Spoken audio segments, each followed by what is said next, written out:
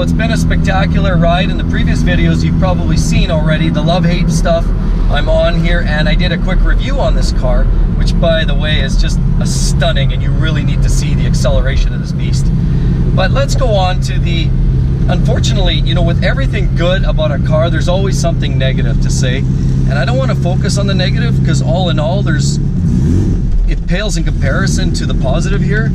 But I do have to denote the negative things that do come with owning a Porsche 930. And specifically, even more specifically, this one here. As you can tell, taking off. So number one. And this one's a competition clutch. Exactly. So this one, you happen to have a Kevlar race clutch in here, and so that makes this a real ornery animal. But that being said, that is still part of the crappy stuff that you'll find in a Porsche 930. Even a stock 930 has very long gearing, and even a stock clutch will create problems on takeoff. It's very difficult to engage if you're not used to it. It's just awkward. Not to mention that the pedal is kind of in an upward sweeping motion. It's a little bit unconventional. So that and feathering and, you know, the long gearing make it a very difficult engagement. And again, this one's much, much worse than stock, but even stock can be a bit of a beast as well, right? If you're not used to it.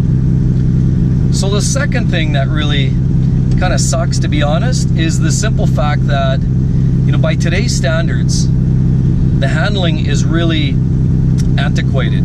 Now, if you look at what's out there today, everything's coil over, adjustable. You've got, you know, ride height, magnetic ride height. You have all kinds of other technologies in place. This car here is just old school, torsion bars in the rear, and it doesn't, you know, it works, it handles well because, hey, let's face it, it's a low riding sports car with a very low center of gravity because of the flat 6 motor. But the suspension is still very soft, and it's not as compliant, it's not as adjustable as you would find in something with a modern day coilover setup, or, you know, some of the new stuff. So the handling really isn't great in these cars.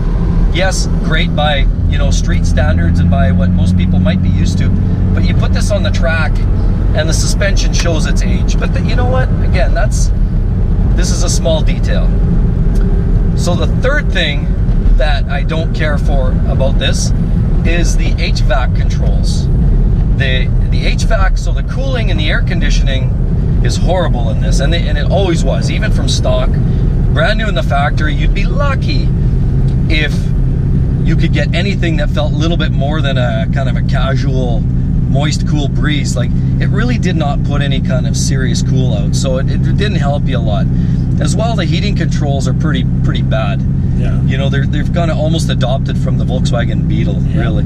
They just kind of tweaked them a little bit, cleaned them up, made nicer controls, but in essence, all you're doing is operating a set of flapper valves by hand that move the heat from the heat exchangers around the headers of the engine, and you're just pushing that up into the cabin. So it's really just a forced air arrangement. Pretty sloppy. It does work, but on a cold day, you'll find yourself fogging up like nobody's business. Oh, yeah. So it's really a fair weather car, for the most part. So another thing that to be honest, I find a little bit annoying, but I wouldn't say it's the worst thing in the world either. It's just part of the character, and some people love it. And the old Ferraris, like a 308, was kind of the same way. They really just had a smell.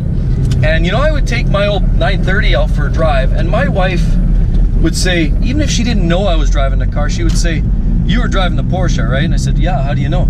"Well, you reek of gas." And so these things always have a little bit of extra fueling going on. They're very crude. That being said, this EFI setup that Ed has installed here is a lot cleaner, but again, it's not perfect. And the old 930s, they put out a lot of fuel. It's the metering wasn't that specific, and so you had a lot of, you know, really smelly gas situation going on there. The other thing, and the last thing you need to know about these 930s, is the snap oversteer. So these are notorious for killing people and for putting people in the rhubarbs. How? Well, you push this car around a corner, either throttle hard through a corner, or lift the throttle in a corner, or slam on the brakes in a corner. You'll do a 720. Next thing you know, you're looking up at the stars. And that's all she wrote. And that's why they call it the Widowmaker. Exactly, the Widowmaker. But that is part of the fun. So you squeak through one of those events unscathed, and you know you've lived. So that's all I have today, folks. I hope you enjoyed that summary. Please do like, share, and most importantly, subscribe to my channel. Talk to you again. Thanks again, Ed. You're welcome. And we'll talk to you in the next one. Bye-bye.